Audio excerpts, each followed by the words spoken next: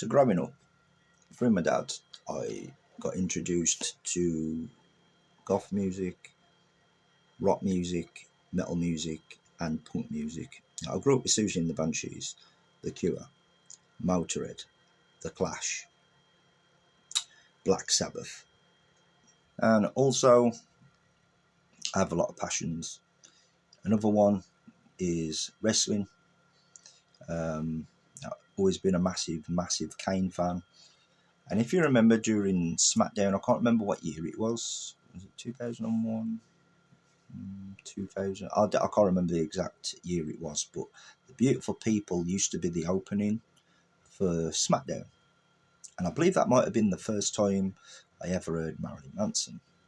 I could be wrong, but I'm sure that's the case. I was born in 1989. I think I got into Marilyn Manson when I was about 11 years old. And I believe the first music video I ever seen of him was Disposable Teens. Not the one where he's dressed as a Pope, sort of like the live version of Disposable Teens, if that makes sense. The video seems like it's live, even though it's not, obviously. I believe that's the first time I ever seen Marilyn Manson. So this video has been long overdue. Let's talk about Marilyn Manson. Now I will say, I like image in music, I think it's important, but obviously more important than that is the music. And that's going to be up to the individual. You know, we've all got different music tastes. What one loves, one hates, vice versa. You know, we're not always going to enjoy the same stuff, which is completely fine. Now, I want to talk about an album. And first of all, my favourite Manson album is Hollywood. I love that album, but the fascination with Antichrist Superstar as an album, just standalone album, the storyline is, in my opinion, just absolutely fascinating. Just it critiques a lot of stuff. It fascinates me more because I sort of always thought along the lines of music can just be as blind as religion, in my opinion. You've only got to look how some people are with artists, and they take every single lyric as fact, and they live by the lyrics and the songs, which goes against what a lot of artists are against, especially in black metal more as well, where they're more anti-religion. And even still in black metal, you know, like you'll get, like, I'll use a more well-known band for people that are not too well-known in black metal here. So I'll use Behemoth. If you're somewhat into metal, you're probably going to know who Behemoth are, right? So you can take Nigel from Behemoth, who talks about how, you know, religion, you shouldn't follow things blindly, and you'll get people listen to Behemoth and follow them lyrics blindly, which is what artists like that doesn't want. They want you to have your own mind, so don't take it seriously, and at the same time don't take it seriously. What was the saying he somehow said in between? Sort of like, just listen to it as a story, then you're not taking it as false or true. Obviously, where in religion, any religion really, you're taking everything they say seriously and as fact, and you shouldn't be doing that even with music.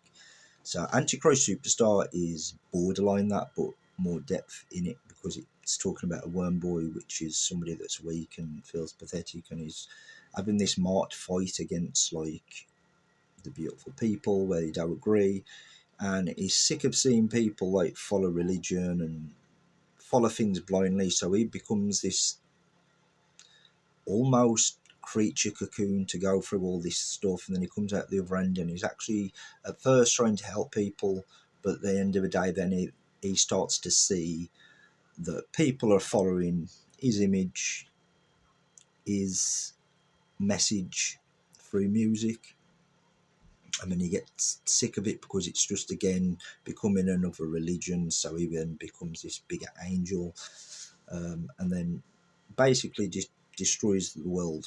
And then that's up to you how you want to see it, because it could mean physically, like kill people, or sort of kill himself off within his own mind to become somebody strong, like in Antichrist Superstar, where he says, cut the head off, grows back hard. but the borderline storyline of that is that's the case. I've done a lot of research and watched a lot of music videos on it of people talking about the storyline, and it's more depth than that, but I'm just getting into the more simpler stuff of the storyline because it's a long deep dive, let me tell you that. But that's the arcing story of it. I just want to say before I end the video here that I like the whole theme of, there's also a theme here where it's, you shouldn't put people on a pedestal, because here in the storyline, the worm boy that turns into the angel, the disintegrator, that takes on the role of a religious leader, somebody that looks up to him, and he's just using these people to then mock them and then destroy them. I like the theme of you shouldn't put people on a pedestal because you don't know what their intentions are. In ways of religion, you don't know if these gods that you believe actually exist, and then leaders that you do look up to, whether it's political or artists, you don't know what their reasoning is, so you shouldn't put anybody on a pedestal. I like that overarching theme in the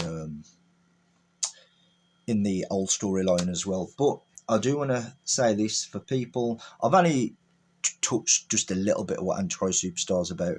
What these people was able to do with the full story, putting in hours and hours of work to go into the full storyline of what Antichrist Superstar is, and the full tri-pitch, if you want it, you want to hear the old storyline of all three. The Launchpad, go to the Launchpad and watch everything that they've done on Marilyn Manson. They go into the full storyline of every album, mainly the first three, and that you'll know the story inside out. So the Launchpad, make sure you check them out. And then the other one, a detailed analysis, can't get the word out, of Marilyn Manson's Antichrist Superstar, done by Forever Dirt. Give them a try. Cheers for watching.